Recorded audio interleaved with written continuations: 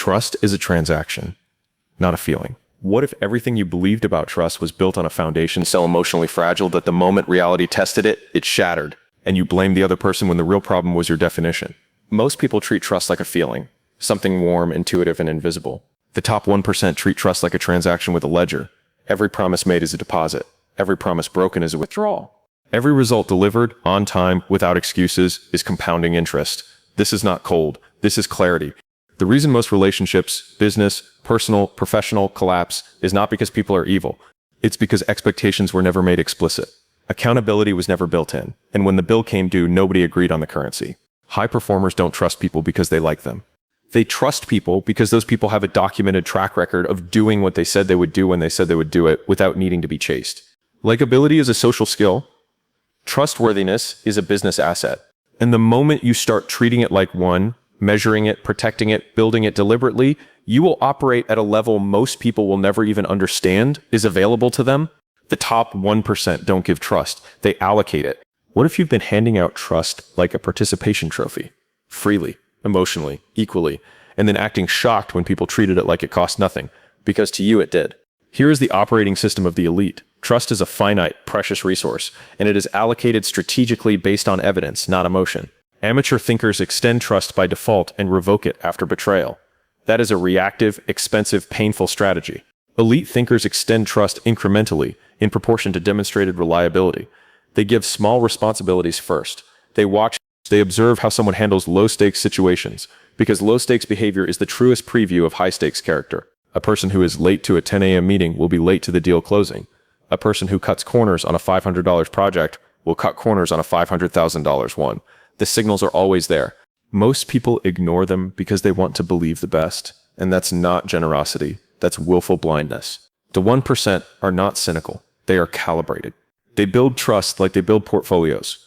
Diversified, risk-assessed, and compounded over time with disciplined patience and zero sentimentality, clouding the math. Your reputation is your most valuable unwritten contract. What if the most powerful business asset you will ever own cannot be bought, cannot be faked for long, and is being built or destroyed by you, silently, invisibly, in every single interaction you have, even when you think no one important is watching? Your reputation is a living contract that precedes you into every room, every deal, every opportunity.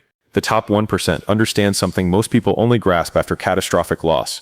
Reputation is not what you say about yourself. It is the consistent story others tell about you when you are not present. And it is built in the small moments, not the big ones. How you handle a refund request. How you respond when a project goes sideways. How you treat someone who can do absolutely nothing for you. These are not minor moments. These are the defining data points that create the reputation that either opens every door or silently closes them. The brutal reality is this: in the world of high-level business and leadership, your word must be worth more than any contract. Because contracts are enforced by lawyers. Reputation is enforced by the entire market. And the market has a memory that is longer, colder, and more unforgiving than any courtroom you have ever imagined. Distrust is the most expensive operating cost nobody tracks. What if you've been hemorrhaging money, time, talent, and opportunity? Not because your strategy was wrong, not because the market was bad, but because you built your business, your team, your life on a foundation of low-trust relationships that were costing you everything silently, every single day. Nobody puts trust deficit on a profit and loss statement, but they should. Because here is what low trust actually costs you. Every decision takes longer, because nothing can be delegated without verification. Every conversation carries a hidden tax of skepticism. Every agreement requires more documentation, more oversight, more energy. High-performing teams move at speed, and speed is only possible inside high-trust environments. Amazon, Apple, every high-functioning organization on Earth operates on one invisible infrastructure. People doing what they said they would do without being watched. That is the entire game. When trust is low, bureaucracy explodes. Meetings multiply. Energy collapses. The top 1% obsess over building high-trust cultures not because it feels good, but because it is the highest leverage operational decision they can make. A team of 5 people who trust each other completely will outperform and outpace a team of 50 who don't. Every single time. The math is not close. The most trusted people in any room are radically honest, not radically nice. What if the reason people don't fully trust you, in business, in relationships, in leadership, is not because you've done anything wrong, but because you've been so committed to being liked that you've never been fully honest? And deep down, everyone around you senses it. There is a devastating difference between being trustworthy and being agreeable. Agreeable people tell you what you want to hear. Trustworthy people tell you what you need to hear, at the cost of momentary discomfort, social approval, and sometimes the relationship itself. The top 1% have made peace with a truth that most people spend their entire lives running from. You cannot be fully trusted if you cannot be fully honest.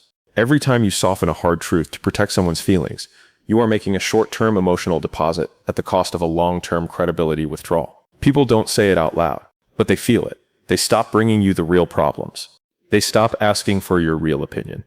They stop treating your word as currency because they've unconsciously learned that your words are negotiated with your need for approval. Radical honesty, delivered with genuine care, is the rarest and most magnetic quality any human being can possess. Self-trust is the foundation. Every other trust is built on. What if the reason you struggle to trust others, why you hesitate, why you second guess, why you've been burned more times than you can count, is not because people are untrustworthy, but because you don't fully trust yourself, and that internal fracture is projecting onto every relationship you have. This is the one nobody talks about. Self-trust is not confidence. Confidence is a feeling. Self-trust is a track record you build with yourself, through every promise you make to yourself and keep, every commitment you follow through on when no one is watching, every hard thing you do, even when the easier path is right there. When you consistently break promises to yourself, skip the workout, abandon the plan, silence the boundary you swore you'd hold, your subconscious records every single breach, and slowly, quietly, it stops believing you. And when you don't believe you, you attract and tolerate relationships that mirror that disbelief back to you. The most powerful people in any room are not the loudest. They are the ones whose internal world is so integrated, so aligned, that their yes means yes, their no means no, and every word they speak carries the weight of a person who has never once lied to themselves about who they are. What if trust, real trust, the kind that builds empires, retains talent, closes deals, and creates loyalty that money alone cannot buy, is not something you feel your way into, but something you engineer with the same precision and discipline you'd apply to any high-stakes system? Let me be direct with you right now. Most people's understanding of trust is costing them everything. Their best opportunities, their most valuable relationships, their highest potential teams, and they have absolutely no idea it's happening because nobody ever taught them how trust actually works at the top level. So let's fix that, right now, permanently. Trust is not a feeling. I need you to strike that definition from your operating system immediately because it is bankrupting you in slow motion. Trust is a transaction. It has a ledger. It has deposits and withdrawals. It has compounding interest and catastrophic debt. Every time you say you'll do something and you do it, deposit. Every time you overpromise and underdeliver, withdraw. Every time you show up prepared, on time, with results, compounding interest. This is not a cold way to look at relationships. This is the only honest way to look at them. Because the people at the top, the ones running 9-figure businesses, leading world-class teams, building generational wealth, they are not operating on vibes and good intentions. They are operating on track records, documented, undeniable, consistent. And here is where most people get destroyed. They extend trust based on potential instead of performance. They hear a good pitch, feel a good energy, have a great first conversation, and they open the vault. They give access, resources, time, money, opportunity to someone whose entire case for trustworthiness is that they seemed trustworthy. And then they are shocked, devastated actually, when it falls apart. But it shouldn't be a shock, it was predictable. Because you skipped the evidence phase and jumped straight to the belief phase, and belief without evidence is not optimism. It is negligence. The top 1% allocate trust like they allocate capital. Small amounts first. High observation mode. Watch what happens with the small things, because small things are the actual test. A person who ghosts on a follow-up email will ghost on a contract. A person who shows up 10 minutes late consistently has told you everything about how they value your time, and by extension, how they will value every future commitment they make to you. This is not paranoia. This is pattern recognition. And the most expensive skill you will ever develop is the ability to read patterns early before you've committed resources you cannot recover. Now let me tell you about the thing you cannot put on a balance sheet, but controls everything on it. Your reputation. Your reputation is the most powerful unwritten contract in existence. It precedes you into rooms you haven't entered yet. It speaks on your behalf in conversations you will never hear. And it is built or destroyed, not in the big moments, but in the small ones. How you handle the client who wants a refund. How you respond when a project goes sideways and you have every excuse available. How you treat the intern, the vendor, the person in the room who can do absolutely nothing for your career right now. Here is the hard math. The market has a longer memory than your best marketing campaign. You can spend millions telling people who you are, or you can be who you say you are consistently in every interaction, and let your reputation build a distribution network that no ad budget can compete with. The top earners in every field are not always the most talented, but they are always among the most trusted. Because talent gets you in the room. Trust is what keeps you there. And I need to talk about costs, because nobody is doing this accounting. Low trust is the most expensive operating cost in any organization, relationship, or life, and it never shows up on the invoice. It shows up as slowness. Everything takes longer when trust is low. Every decision requires more oversight. Every delegation requires more follow-up. Every conversation carries a hidden weight of skepticism that drains energy from everyone in the room. You cannot scale anything, a business, a team, a vision, inside a low-trust environment. It is physically, operationally, mathematically impossible.